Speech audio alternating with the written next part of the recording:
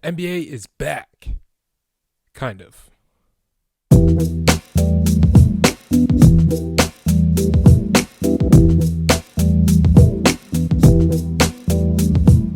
So, hello everyone. Welcome back. This is the Echols Unlimited Podcast. I'm your host, Terrence Echols.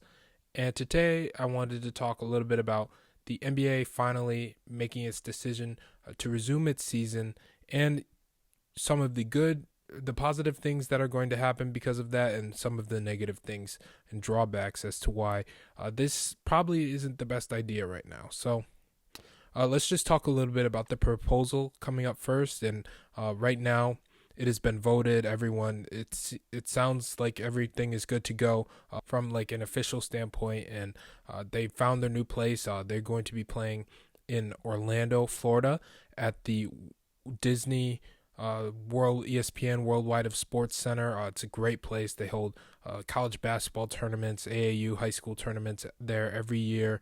It's a great place to have a big gathering of basketball players come and participate in. Disney World is just a great place to be, and it's a great place to, house everyone and have everyone live in a densely populated area. So they've chosen a great site. They've chosen a great community to use for this. And doing this, they've invited 22 teams, the 16 current playoff teams, and 6 teams that are still fighting for that last playoff spot, who are in either tied for the 9th seed or the 10th seed or 11th seed, or in the Wizards' case, I think they're the 9th seed, and they still have a chance to get into the Eastern Conference playoffs. But they have 22 teams coming. They're all going to be quarantined down there, so they're not going to be able to really leave that campus area. And they're going to do testing every other day, and that's very important, just to test to make sure no one has a fever, make sure no one can spread the virus, and make sure no one contracts the virus. Hopefully they're going to keep it clean down there. They're going to keep their germs to themselves. They're going to practice social distancing when they're not on the court, and hopefully just not spread this virus any more than it's already been spread. And I know sometimes it may be inevitable, but we're going to just have to see what happens down there. And there's going to be limited family and media access. I'm not exactly sure what the plan is for media and family to come down there. But the good thing about this is that all this is going to be broadcast on major networks, and we're going to be able to see the last, I think, 8 games of the regular season, as well as the playoffs. And they're going to get a full playoff. They're going to start playing, I think, around July 30th, and they're going to finish around October 12th if there were a finals game 7. Each team is allowed to bring 17 players, so having 17 players around is a little bit more than normally a team would carry, but you never know what could happen with the virus. And also you want to keep the guys who you've been developing throughout the season, and you want to give them that extra experience, especially if they're rookies or in their second year in the league. So here are the good reasons why this thing is happening. They will be able to finish the season. And I know a lot of players just wanted to, be able to finish and close the door on this chapter. I know a lot of college basketball players were unfortunately not able to finish their seasons, and that's been sad. And I know everyone has been upset about that, and it's rightfully so. It's been a terrible, terrible circumstance, and it's too bad, but the NBA is going to be able to finish that season, and that's something that they should be excited for. That's something they should be proud of, that they were able to figure it out and that they were able to do. And they should be very grateful for that opportunity. And a champion will be crowned this season. So that's another great thing that comes out of this, is that they will be able to crown a champion, because otherwise they wouldn't have no champion for this year. It would just say Cavaliers, Warriors, Raptors, no champion this year, and then have the champion from 2021. So I'm glad that they were able to find a way to finish the playoffs and go through the playoffs, and hopefully that goes off without a hitch. And another thing is that players and fans get to experience the game that they love again. And if you're like me, basketball runs a majority of your life. and basketball is probably one of the greatest things in any basketball fan's life. And I know myself personally, and I know a lot of my other friends and family members who love basketball and who cherish every single game that they're able to watch, every single game that they're able to play or be around or do anything within the game. I know that everyone's just itching to be able to bounce the ball on, and it's exciting to see that this will actually happen, and it's exciting for basketball fans all over the world because we're going to be able to resume enjoying the game that we all love. And the last reason that I wanted to bring up for why this is such a good thing is because it's going to bring hope and familiarity to everyone. So basketball is a sport, and sports has been used as something that's been able to bring hope to a lot of people throughout lives, whether it's been a city who has gone through tragedy and they've been able to rally behind a team, and the team has been able to succeed because of the support from the city, or whether it's an actual team who has gone through tragedy or has gone through hardships throughout their season, and they're able to come back from that and respond to that adversity and really persevere and trudge through it all. That's been something that we've been able to hold near and dear to our hearts, and it's been the feeling of hope and familiarity that will come from this will definitely boost a lot of people's spirits here who have been devastated by the tragedies that have been going on in the Black community, the tragedies that have been going on with the global pandemic. And this will just give everyone an opportunity to feel hope that one day we will get back to the life that we all enjoyed before any of this stuff ever happened. And my hope, and I pray every night that everything will work out in the end. Everything will get better. This country will become better because of what has transpired this year. Whether it's been one tragedy or another, we will all just continue to rally together and to be better from this situation. So some of the drawbacks, unfortunately, that come from this is that there's going to be no fans there. Fans aren't going to be able to come watch their favorite players, their favorite teams in person. It's unfortunate, but it's the way it has to be because of the social distancing guidelines that need to be followed by these NBA teams and players and everyone who's involved. And I completely understand. I don't see a problem with not having fans there. There's going to be no home court advantage, and we all know from watching these past two playoff seasons how important home court advantage has been for teams like the Rockets, teams like the Golden State Warriors, and the Raptors these past few seasons, and how each one of those teams has been successful because of home court advantage and because of their ability to play deciding games on their home floor, and how what that has been able to do to have their fans behind them. But because there's going to be no fans, because it's in a neutral site, no one's going to have really home court advantage. So another drawback from this is the virus, of course. The virus, there's some serious concerns there, and I certainly agree with those concerns. And we're going to see a serious change in how things are conducted. If someone does contract the virus, God forbid, it begins to spread it to the other players who are there, and we may just end up seeing the season get canceled because of it. So it's important that these players follow the strict guidelines and everyone just stays safe as possible, and stays as healthy as possible, especially if families begin to be introduced to this environment, and if anyone else is able to get down there, and media or whoever is able to be down there for this. So the last concern, and probably the biggest concern that has been expressed in the past week or so, has been that it's going to detract and distract from the protests. We're going on 3 weeks of protests for the terrible murders of Black people at the hands of not only the police, but people who are trying to enforce the law, racists, anyone who does not have a pure heart and has acted out and has made the terrible decision to end someone else's life. And with the idea that it would not be the same case if the person were of a different skin color or of a different gender or whatever. People have just have their own bias mindset, and they have committed acts that have been inexcusable, and we cannot forget that about the lives that have been lost, and we cannot forget that we must continue to fight for these people. But some NBA players have expressed their concern. Some former NBA players, such as Steven Jackson, who have concerned his concerns for resuming the season. He says it's going to distract everyone from the fact that, black people are still dying.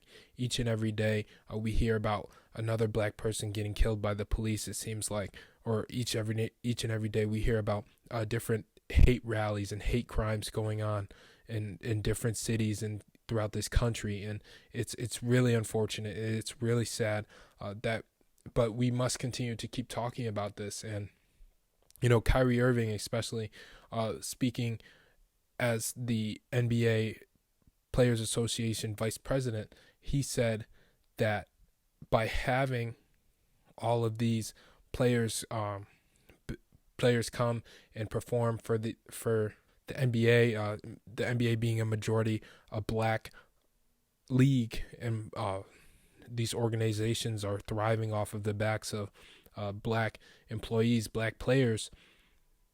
He finds it a little fishy to have people down there and to perform for all these people who just want to sit at home and watch basketball. He finds something wrong with that, especially during this time. And I completely understand. There's no proper way to go about this.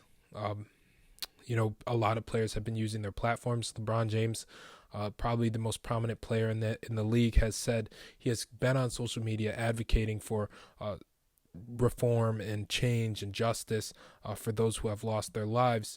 But he has also come out and said that he is excited for the season to continue. He wants to go ahead and play. And I know a lot of other players have that same sort of mentality, whereas they believe in the cause, they believe in the reason for the protest, and they believe that the dialogue should still continue to happen. But they don't necessarily agree with the fact that they should boycott the remainder of the NBA season. They still want to play, and some players are going to have that view, while some players are going to have the other view, and we can't hold that against anyone.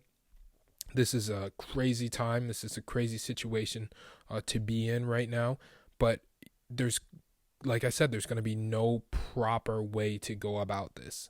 So we're just going to have to deal. Players are going to cope and deal with things for different reasons. And those who want to sit out should be granted that opportunity with no penalty. And those who want to play should still be able to play. And I don't think there should be an asterisk next to anyone who wins anything this season, whether it's the champion or the MVP or the Rookie of the Year, or whoever wins what award. My mentality going into this is that whoever wins deserves it. No asterisks, no saying that it was because of Corona or anything because of this. I know guys who have been injured during the season have gotten the time to heal, and now they may be able to come out and play coming once the season starts. But we're just going to have to keep our eyes out and keep making sure that these guys are able to head down there and have a great rest of their season. They're going to be able to play to the best of their abilities and just stay safe while doing it. That's what I hope and pray happens during this NBA resumed season coming up. So 3 things quickly that I want to talk about seeing once the NBA returns is one. My first thing, my own these are my own personal opinions on things that that I'm really looking forward to seeing, and the number one thing is playoff LeBron. Last time we saw him in the playoffs, it was in 2018, where he averaged 34 points, 9 assists, and 9 rebounds a game. He had 2 game winners. He went to 2 game 7s, and he had 51 points in game 1 of the finals against the Warriors. It was one of the greatest playoff performances in NBA history. He led the playoffs in points, assists, and win shares, while also scoring the second most points in an NBA playoffs ever. So if we are able to see a healthy LeBron James, who has been playing at an MVP level this season, come out and show his playoff form once again coming up this season, I will be super excited to see that, and it'll be amazing opportunity for all of us to be able to witness this amazing show that is the LeBron James show once again. Now the next thing is I want to see my Sixers, my Philadelphia 76ers. I want to see them put it together. So they had a nice start to the season. They started off 5-0. They were the last undefeated team left in the NBA, at 5-0. And ever since then, they just had up and down. They've had their little spurts here and there. I thought the Al Horford trade was great. I thought them retaining guys like Tobias Harris and Mike Scott off the bench and other guys who they were able to keep, and letting the guys who wanted to go. That's fine. I think Shake Milton has really stepped up. I think Furkan Korkmaz has really stepped up this season, and I'm very excited to see where those guys go. They're both young guys, so I'm excited to see how they're able to mesh with the two stars and Ben Simmons and Joel Embiid. And I'm hoping Al Horford is able to bring that defensive presence that he had in Boston and Atlanta, as well as that 3-point shot that he had in Boston back. And who knows that what we're able to see coming up for the rest of this season. The Sixers could surprise a lot of people. Right now, they are the 6th seed in the Eastern Conference, so they're probably the most talented 6th seed you'll probably see in the playoffs for the next few seasons. So I think they have a ton of talent. Guys like Matisse Thybulle, Josh Richardson, Ben Simmons, Joel Embiid, Al Horford, Shake Milton, any guy on the team, Kylo Quinn, all those guys. I'm excited to see if they can put it together and if they can, establish themselves as one of the teams to beat in the East and become a true title contender this season.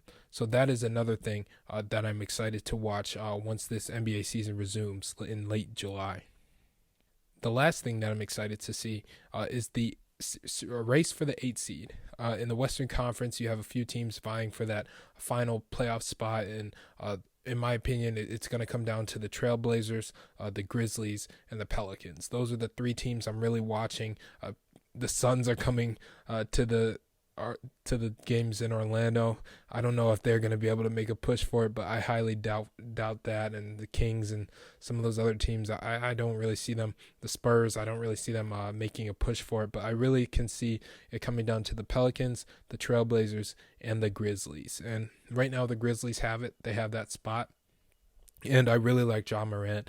I really like Jaren Jackson. And I think the addition of Justice Winslow is only going to make them better. It's only going to add to that young core that they're building.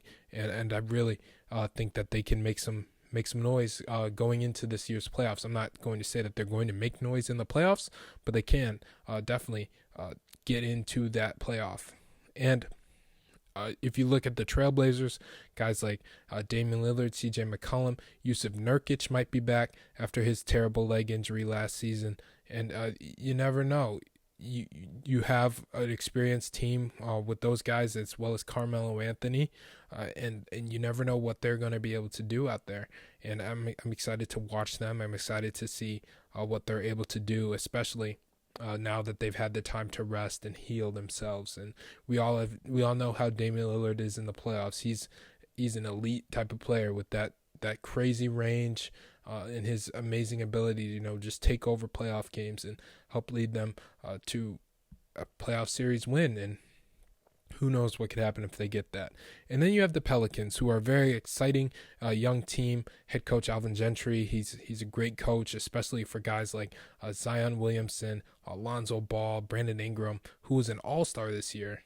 You got guys who have been experienced, such as JJ Redick on that team. And the Pelicans definitely have an opportunity to make a push for that final spot in the West. And you never know. Like I said, with these new circumstances and this new format coming out for the resume season, you never know what could happen. So very excited to watch all of that unfold, and I'm very excited to watch these coming playoffs. So another thing I wanted to talk about today on the Echols Unlimited podcast is about the Confederate flag. I'm just going to make this clear about my opinion on the Confederate flag. It's bad. It's bad. The Confederacy, if we are aware of American history, it lasted for, I want to say, like maybe 4 years, from the time that those states decided to secede from the Union, and until the end of the Civil War. It wasn't a very long thing, and it's not. It shouldn't be a very prominent piece of history.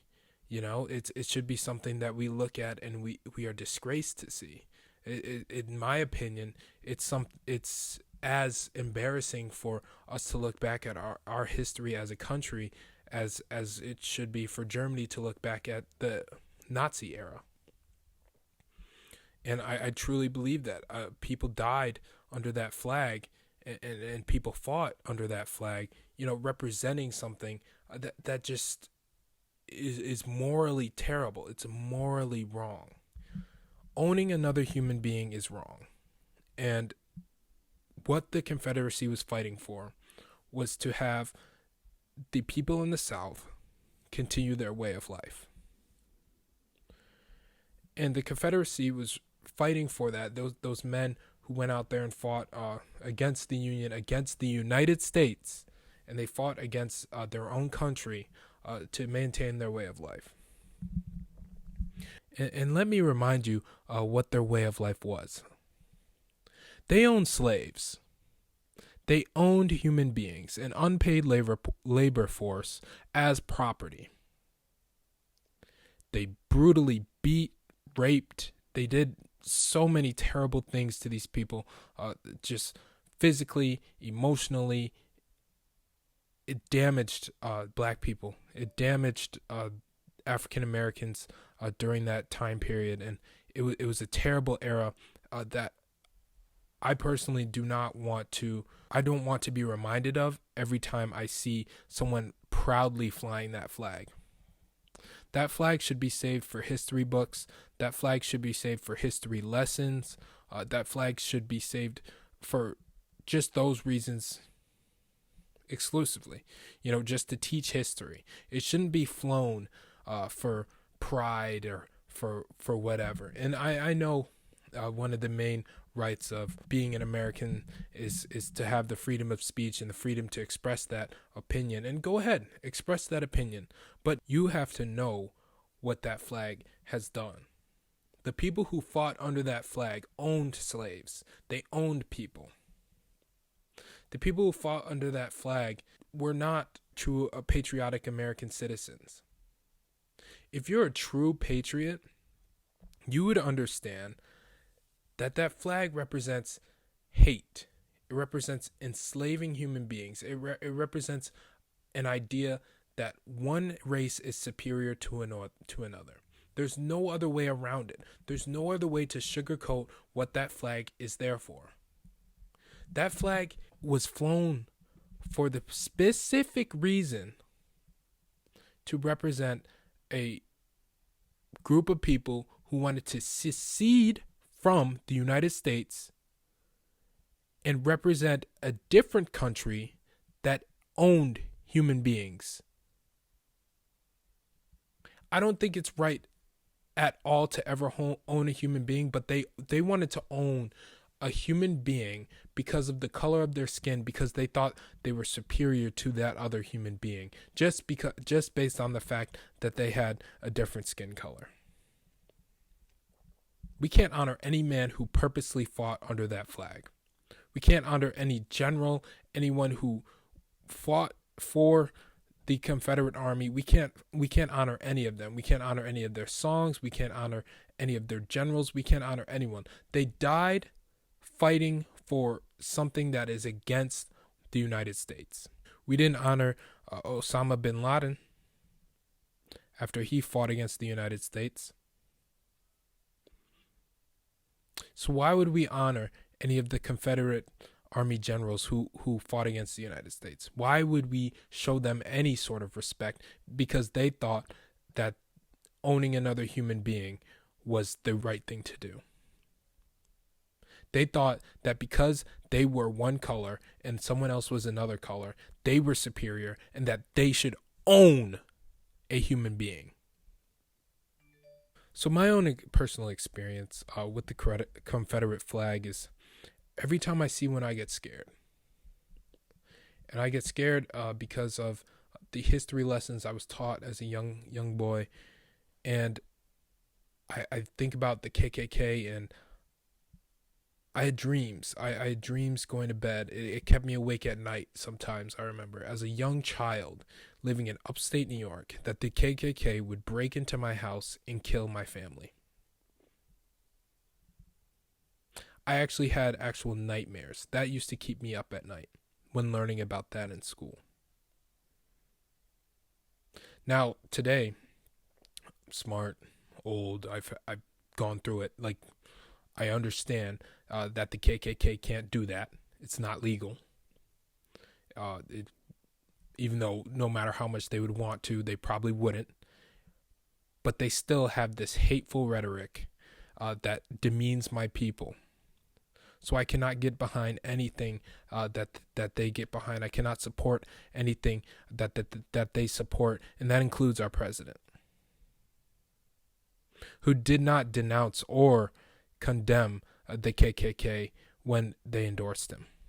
However, he did condemn those who were rioting and looting after the Black Lives Matter protests.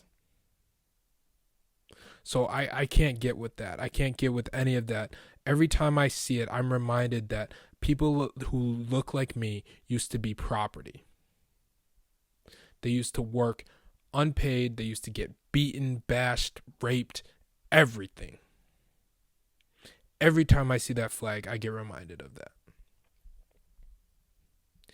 And the privilege that those who fly that flag loud and proud get to have is that every time they see that flag, they don't have to go through that. They don't have to understand that people were fighting against the enslavement of their people. They don't have to understand that that flag was out there to hurt them, to harm them, to make life worse for them in this country. And that is the true example of privilege. So I ask anyone who still believes that flag, if that flag is something that you think should be cherished and should be protected and should be flown with no problems in this country, I ask you to please just hit me up. Let's have a conversation. Let's talk about our own experiences with that flag and why you think that the Confederate flag should still be flown, and why you think it is a good idea to honor people who fought under that flag. Because I personally, I can't find it. I can't find a reason to. I'm willing to talk, but I cannot say that I will be willing to change my mind, because there's been the case of history has shown that flag has represented nothing but hate and enslavement. So, if you want to have a productive conversation and you don't agree with me, let's have this productive conversation. So I just wanted to thank everyone for listening this week. I just wanted to thank everyone who has, liked, shared, reposted any of my posts, or really just shown support in any way, shape, or form for this podcast. From the bottom of my heart, I really do appreciate all of the support. I'm going to continue to keep working on it. I'm going to continue to become better, become more well-versed and educated on the topics that I speak about. And like I said earlier, and I was talking about the NBA, and I'm so excited for the NBA to make its return. Despite what's been going on in this country, I understand that we must continue to fight, and we must continue to push justice and reform in the police departments and reform in our systems in this country that have, failed black people and other people of color for my whole life and from hundreds of years before that. We must continue to fight that. And, if that means that NBA players aren't going to play, then so be it. Despite my excitement for the NBA coming back, I will completely understand if players do not want to go out there and play during this time. So I just want to thank you all for listening. Thank you for all of the support. And just have a great day. See ya.